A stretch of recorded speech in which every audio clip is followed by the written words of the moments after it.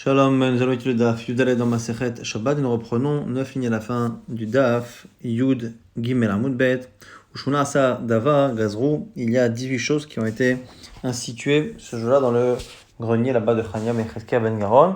Maninu, quelles sont finalement ces 18 choses? Shuna Asa Dava. Dites-nous, c'est le Mishnah qui dit Velo Psolim, Posimita Trouma. Voici les choses ou les personnes qui, par leur contact, rendent la Trouma impure. Alors, au niveau de l'impureté, on a plusieurs niveaux d'impureté. Il y a le Avatuma, et après, il y a, en fonction du contact, on descend à chaque fois d'un niveau. Donc, on a Rishon la Touma, numéro 2 pour la Touma, et après, numéro 3 que pour la Trouma. Et en fonction de la nature de l'objet, eh bien, des objets qui ne peuvent être impurs que de niveau 1, que de niveau 2, ou même certains de niveau 3. Donc, la Trouma, elle peut être impure au niveau 3.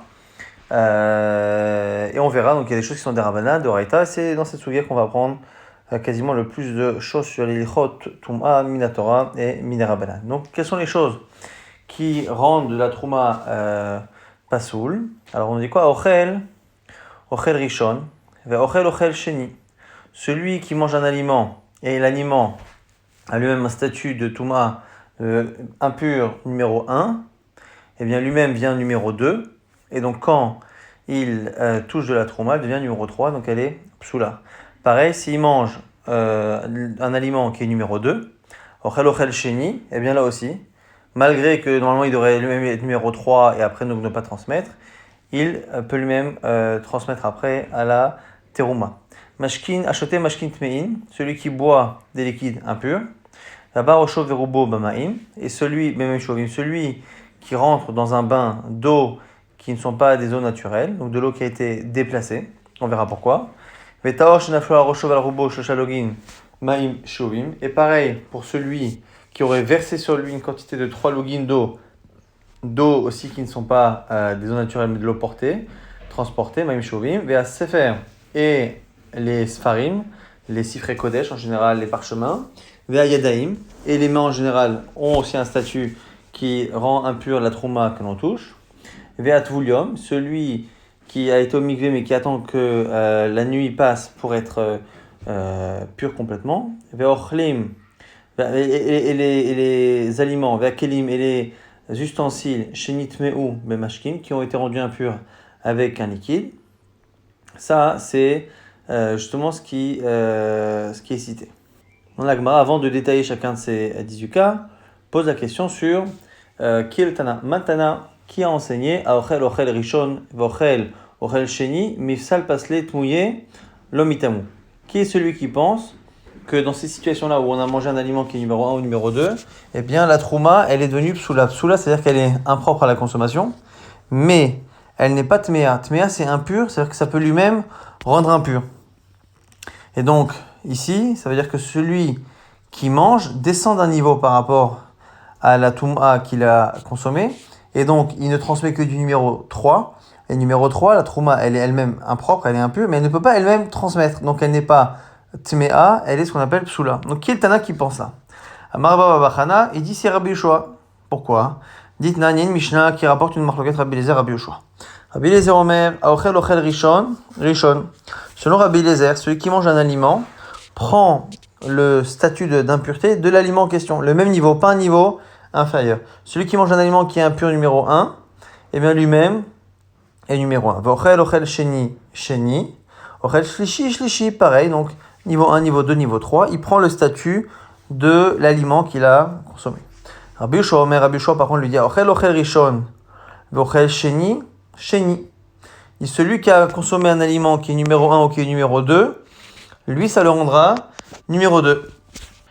Et celui qui a consommé quelque chose qui est shlishi, eh bien, il est sheni par rapport au kodesh, donc par rapport au korbanot. Il y a une touma ici des rabbanan par rapport au korbanot. En sheni la trouma, mais pas par rapport à la trouma. On nous précise que c'est vechulin shinasu altarat trouma. Donc c'est quoi l'aliment numéro 3? C'est un aliment en fait qu'on a préservé plus ou moins de l'impureté par rapport à la trouma. Et finalement, on nous explique que on a peur que la personne n'ait pas vraiment fait attention. Et donc du coup, dans le doute, on estime qu'il ne peut pas consommer après de kodashim. En tout cas, le plus important ici, c'est qu'on a une marloquette Rabbi Yoshua et Rabbi Eliezer, quand quelqu'un consomme un aliment qui est impur et qu'il est impur, est-ce qu'il garde le même niveau que l'aliment qu'il a consommé, ça c'est Rabbi Eliezer, est-ce qu'il passe au niveau numéro 2, qu'il est consommé du numéro 1 ou du numéro 2, ça c'est Rabbi Yoshua, et donc Notana c'est Rabbi Yoshua. Maintenant on reprend. Ochel Rishon, Ochel Sheni. Pourquoi celui qui mange du numéro 1 et du numéro 2, il est numéro 2? Maïta Magazrou Berabanan, pourquoi on a fait cette xéra? Toumad Zimnin de Achil Ochalim Tmein, Veshakil Mashkin de Trouma, Veshade les Poumé ou Pasil Lehu. De peur qu'il mange finalement un aliment et que l'aliment soit impur, et que pendant qu'il mange, il boit quelque chose qui est de la Trouma, et donc la Trouma va être en contact avec la nourriture impure qui est dans sa bouche, et il va rendre la Trouma psoula, et on n'a pas le droit de rendre impur de la Trouma. Maintenant, Shete Mashkin Tmein, Maïta Magazrou Berabanan, pourquoi on a interdit de consommer des liquides impurs? Pour la raison similaire que quoi? Zimnin Shata Mashkin Tmein, de peur qu'il soit en train de boire l'aliment qui n'est pas pur, et Shakil Ochani de Trouma, et il a des aliments solides de Trouma devant lui, et il les mange, Shade les Poumé, ou Pasil Léo. L'Agma pose une question, il dit bon, mais c'est logique finalement, c'est la même raison, pourquoi tu as besoin de m'expliquer? L'Agma dit non, Mao de Tema, c'est qu'en fait, les deux situations ne sont pas aussi fréquentes. C'est plus fréquent de manger un solide et de le faire passer avec un liquide que l'inverse. Et donc, du coup, c'est pour ça qu'on enseigne les deux. Maintenant, on a dit,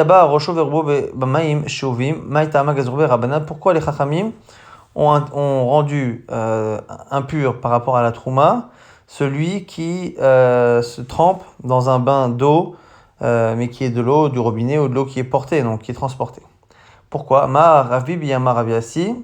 Pourquoi? Parce que chez Betrila, Yutovlim Bebe Marot, Mechunasim Musrochim.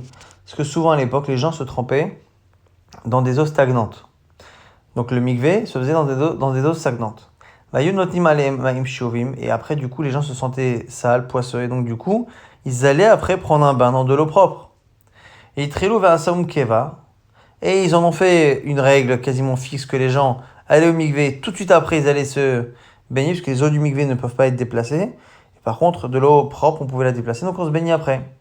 Kazro alem touma. C'est pour ça qu'on a voulu interdire cela. Donc on a dit celui qui le fait, il a perdu une partie de l'intérêt du mikvé, puisqu'il ne peut pas consommer de trouma, puisqu'il est impur, il rend impur la trouma. Alors Gemara se pose la question sur c'est quoi cette histoire qu'ils ont commencé à faire ça. Après c'est marqué, puisqu'ils en ont fait quelque chose de keva, de fixe, c'est là que les chachamim sont intervenus. Pourquoi? C'est quoi ce keva? Maï keva, Mar Abaye, deux réponses. Abaye propose Shadi Omrim lo elu metarim, et là elu ve elu metarim. Que les gens ont commencé à se tromper et à penser que finalement les eaux du mikvé, comme elles étaient sales, et qu'il fallait absolument après se laver à l'eau propre, eh bien les gens se disaient en fait on ne se sent propre qu'après avoir fait les deux, et donc c'est les deux qui purifient. Ce qui purifie, c'est le mikvé plus les eaux stagnantes. C'est ça qui purifie. Alors Rava dit alors quoi? Amalé Rava lui répond Maïnaf Kamina, qu'est-ce que ça peut nous faire s'il croit que c'est les deux? À Katavle, Banar, à partir du moment où il se trempe dans le mikvé, et même s'il pense que c'est pas le mikvé seul qui fait son effet, mais la douche, ils ont qu'à prendre la douche après, ça me dérange pas. Rava propose que le problème était différent. Les gens disaient, ce n'est pas le mikvé qui rend pur, puisque quand on se sort, eh bien, on se sent sale, c'est finalement les eaux propres qu'il y a après. Et donc, on en pouvait craindre que les gens remplacent petit à petit le mikvé par un bain classique dans une baignoire ou dans un bain. Et donc, du coup, c'est pour ça que c'était problématique et qu'ils ont fait cette xéra. Maintenant, mais celui qui se verse sur lui de l'eau transportée, pourquoi c'est aussi impur? L'Agma dit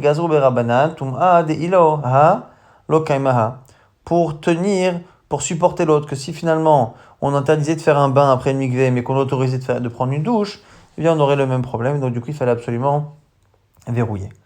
Maintenant, pourquoi un livre, un parchemin, Kodesh, rend impur de la trouma si on les met à côté?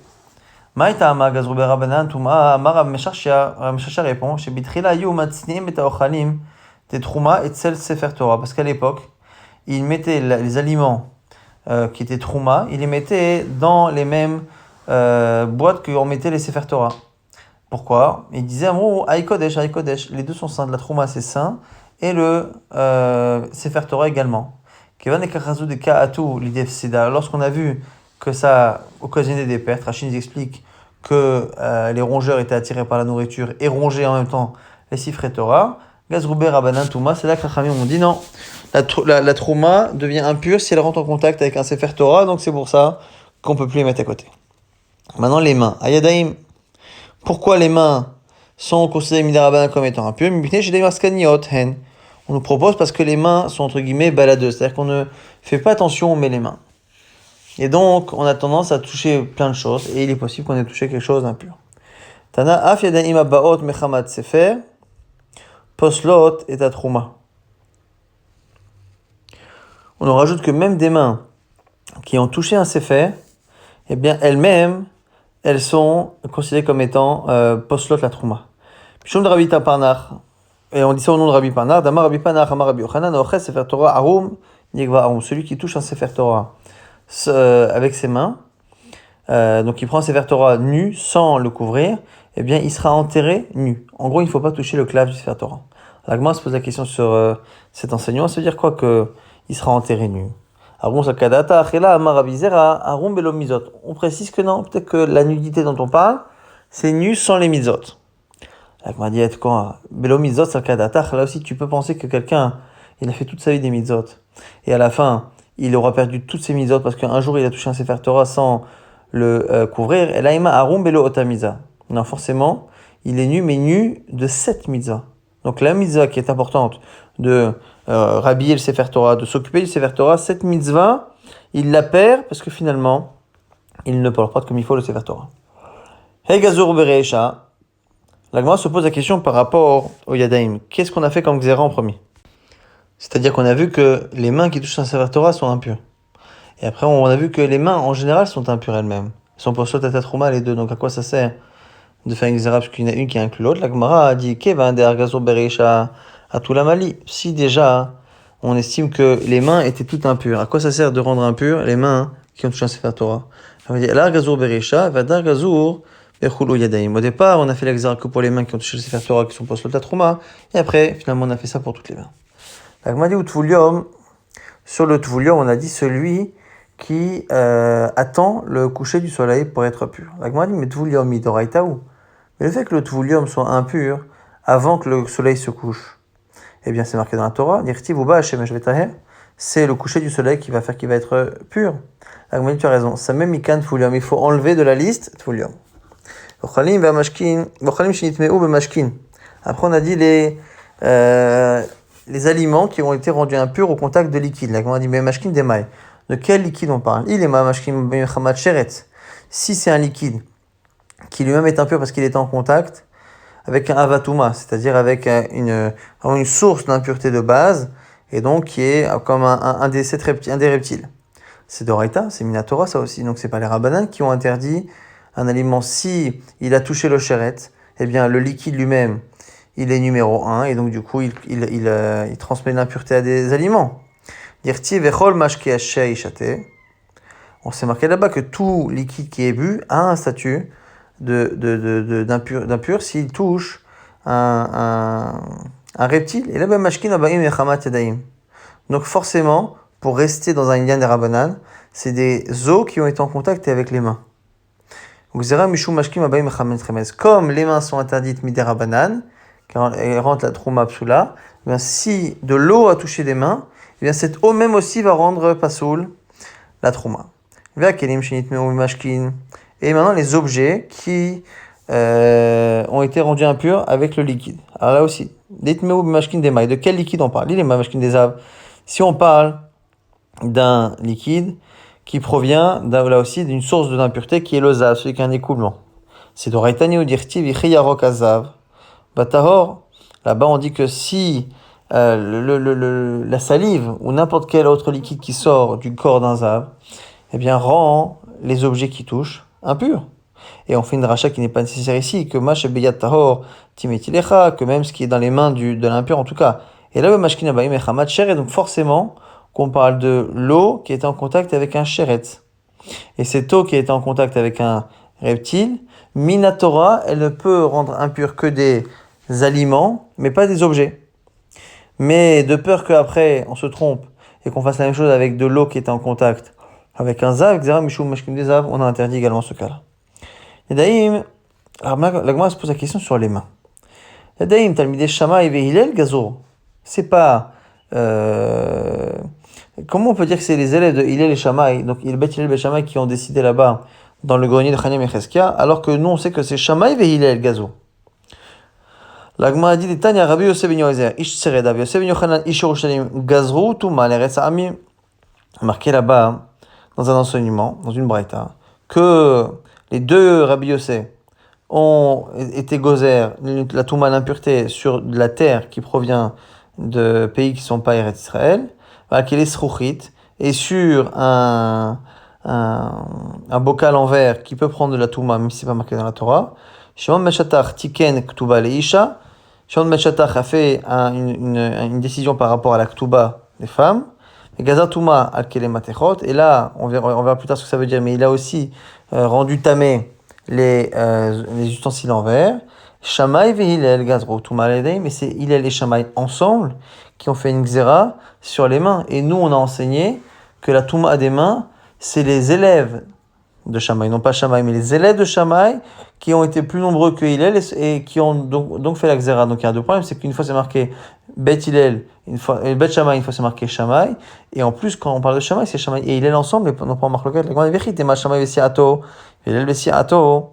Et si tu veux me dire qu'en fait, quand on disait Shammai, c'est en fait Shammai et ses élèves, et Hillel et ses élèves.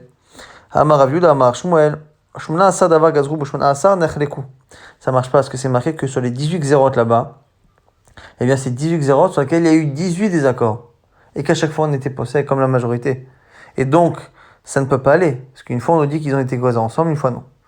Et on voit pour Hillel et Shammai dans la Braïta, ils n'ont pas l'air d'être en désaccord. Et là, Bishlosha Bekomot. Et en plus, c'est marqué qu'ils ne sont en désaccord que sur 3 endroits. Amar Ravuna, Bishlosha Bekomot Nechleku Vetulo. Comme c'est marqué au nom de Ravuna, 3 marlokot Hillel et Shammai. La Gemara dit attends, il y a rien d'autre, Vetulo, Vechitema Atu Inu Gazo Litlot, Veatu Talmidayu Vegazro Lisrof. Peut-être qu'il y a eu la xéra en 2 étapes. Que quand on a fait la xéra la première fois, au moment d'Hillel et Shammai, ils se sont mis d'accord, Hillel et Shammai, de faire la xéra, qu'on ne consomme plus de la trouma qui a été touchée par des mains, mais on ne la brûle pas, parce que Minatora, elle n'est pas impure, donc on ne peut pas brûler de la trouma, c'est interdit de brûler la trouma qui est pure, et donc du coup on ne la brûle pas, on la laisse comme ça. Et les élèves sont venus derrière, mais les élèves de Shammai, ce jour-là, là-bas dans le grenier de Chanem et Cheskia, et ils ont rajouté que finalement, même l'Isra même brûlé. La Gemara a dit non, c'est pas passé non plus. Alors, Ilfa a dit Yadaim Trilatan, Xeratan, les Srefa. Lui dit que non, c'est Xera sur les mains. Dès le départ, on était gozer de brûler la trouma. Et la Toinu Gazo, Velo Kiblu Minayu, va tout Alminayu, Gazro, Kiblu Minayu. Forcément, que finalement, c'est qu'on a fait la Xera autant d'Hillel et Shammai, ça n'a pas été accepté, les gens n'ont pas pris sur eux de respecter, et c'est les élèves, là-bas à l'époque de Shammai, qui finalement en ont rajouté une couche. La Gemara pose une nouvelle question, Vekti Shlomo Gazar, et pourtant nous on dit que c'est Shlomo Ameler qui était gozer, la Touma sur les mains d'Amar Abiuda, Amar Shmuel Besha'a, Shetiken Shlomo et Rouvin, Benetilat Yadin, lorsque il a fait la takana sur les Rouvin et sur Netilat Yadin, c'est Tabat Kol Amra, il y a une voix qui est sortie qui a dit, Benim Chacham Libecha Ismach Libi Gamani. Mon fils, si tu es Chacham, eh bien moi aussi je me réjouis. Chacham Beni Vesamach Libi Vashiva Chorpi Davar, et tu vas même finalement venger mon honneur. Alors on parle d'Améler qui se réjouit de là-haut de la Chorma de son fils qui a fait cette takana. Alors du coup on voit que c'est Shlomo Améler qui a fait la takana. La Gemara nous dit non, attends Shlomo Gazal Kodashim. Shlomo il a dit que la main elle était impure pour rendre impurs les sacrifices. Et